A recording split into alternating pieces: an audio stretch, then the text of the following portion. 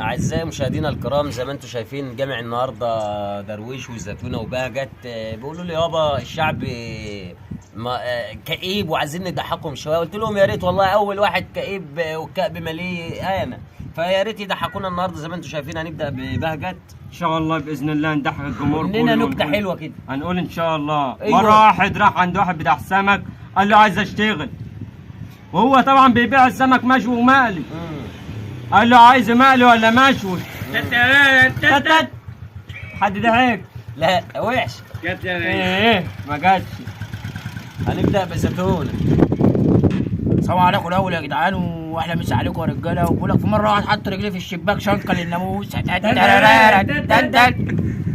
حلو. خش على درويش.